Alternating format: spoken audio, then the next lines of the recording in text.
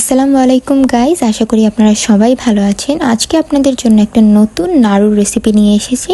তো চলুন আমরা চলে যাই কিভাবে এটা বানাতে হয়। প্রথমে আমি একটা ফ্রাই প্যানে নারকেল দিয়ে দিয়েছি। এই নারকেলটাকে আমাদের এখন লো ফ্লেমে হালকা করে ভেজে নিতে হবে। বেশি ভাজলে এটার কালারটা বেশি ডার্ক আসবে এবং দেখতেও ভালো লাগবে না, যার কারণে এটাকে আমি লো ফ্লেমে একদম হালকাভাবে আলতো করে মিক্স করছি এবং ভালোভাবে এটাকে ভেজে নিচ্ছি। যখন দেখবেন এটা দিয়ে একটা স্মেল আসছে এবং কালারটা ব্রাউনিশ হয়ে আসছে, তখন আমরা এটাকে একটা বাটিতে সার্ভ করে নেব এবং বাটিতে সার্ভ করার পরে এটাকে আমরা একটু ঠান্ডা করে নেব। দেখতে পাচ্ছেন যে আমার পারফেক্ট একটা কালার এসেছে নারকেলে, এর থেকে বেশি হলে এটা পুড়ে যাবে। তো এটাকে এখন আমি একটা সাইড করে রাখবো এবং পরবর্তী স্টেপে আমি একটা প্যান দিয়ে দিয়েছি এবং এর মধ্যে আমি আখের গুড় দিয়ে দিয়েছি। এই গুড়টা আমি অনলাইন পেজ থেকে কিনেছিলাম এবং খুবই ভালো এসেছে এই গুড়টা। আপনারা চাইলে ট্রাই করে দেখতে পারেন, আমি মেনশন করে দেব। তো এই গুড়টাকে আমি এখন একটু গলিয়ে নেব হালকা ফ্লেমে। বেশি ফ্লেমে দিলে হয়তো বা এই গুড়টা পুড়ে যেতে পারে এবং আমি যে কনসিস্টেন্সিটা চাচ্ছি সেটা নাও হতে পারে, যার কারণে আমি হালকা করে এটাকে গলানোর জন্য একটু পানি দিয়ে নিচ্ছি। কারণ গুড়টা যেহেতু একটু শক্ত, তার জন্য আমি এখানে একটু পানি অ্যাড করে এটাকে একটু নরম করে নিচ্ছি এবং এটাকে ভালোভাবে আমি মিক্স করে দিচ্ছি।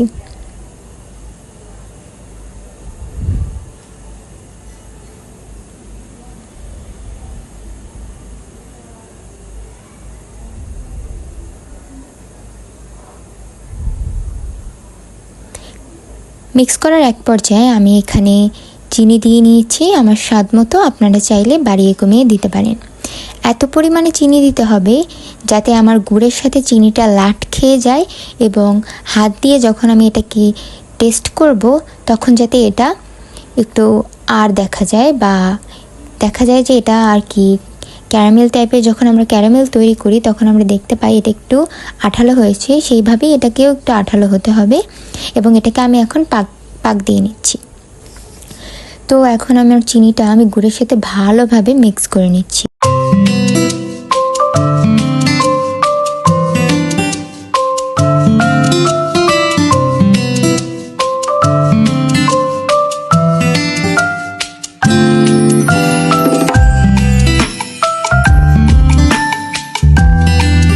আমি নতুন ইউটিউব চ্যানেল খুলেছি।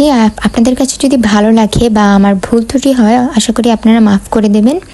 কারণ যেহেতু আমি প্রথমবারের মতো ভয়েস দিচ্ছি, যার কারণে আমার একটু সমস্যা হচ্ছে। দেখতে পাচ্ছেন যে আমি এখন এটা চেক করে দেখছি যে এটা আঠালো হয়েছে কিনা। যখন দেখছি এটা আঠালো হয়েছে, আমরা যে চাল ভাজা খাই ওই চাল ভাজার গুঁড়িটাকে আমরা এর মধ্যে দিয়ে নিচ্ছি। আমি এই চাল ভাজার গুঁড়িটা নিজেই হোমমেড বানিয়েছি, আপনারা চাইলে আমি আপনাদের সাথে শেয়ার করতে পারি। এরপরে আমি যে নারকেলটা উঠিয়ে রেখেছিলাম সেই নারকেলটাকেও একসাথে দিয়ে নিচ্ছি এবং ভালোভাবে দ্রুত মিক্স করছি, কারণ এটা ঠান্ডা হয়ে গেলে তখন শক্ত হয়ে যাবে। তো আমার আম্মু আমাকে হেল্প করছিল এবং আমি ভিডিওটা ধরছিলাম করার জন্য। তো আমার আম্মু এটাকে ভালোভাবে মিক্স করে দিচ্ছে যাতে এটা সব কিছু উপকরণ একসাথে মিক্স হয়ে যায়। মিক্স করার এক পর্যায়ে যখন এটা পুরো সম্পূর্ণ মিক্স হয়ে যাবে তখন আমি এটাকে আঁচ বন্ধ করে উঠিয়ে নেব।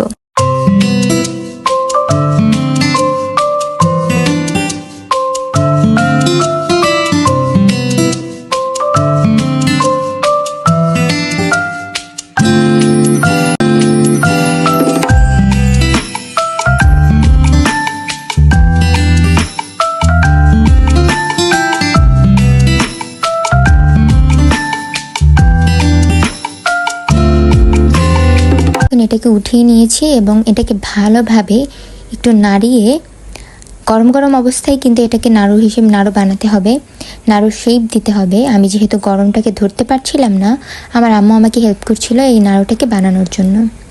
এভাবেই আমরা একটা একটা করে হালকা হাতে একটু পানি নেব এবং জাস্ট এটাকে নাড়ু শেপ দিয়ে নেব। পানি না নিলে আপনার হাতে গরমটা বেশি লাগবে এবং পুড়ে যাওয়ার সম্ভাবনা থাকবে। এটা কিন্তু গরম থাকা অবস্থায় বানিয়ে নিতে হবে। তো আমার আম্মু এভাবেই সবগুলো নাড়ু আস্তে আস্তে করে একই শেপে বানিয়ে নিচ্ছে। প্রসেস একই, হালকা একটু হাতে পানি নেবেন এবং দেন লাড়ুর মিশ্রণটা নেবেন এবং লাড়ুকে শেপ দিয়ে নেবেন। এভাবেই আমি সম্পূর্ণ নাড়ুগুলোকে শেপে দিয়ে নিচ্ছি এবং ভালোভাবে বানিয়ে নিচ্ছি।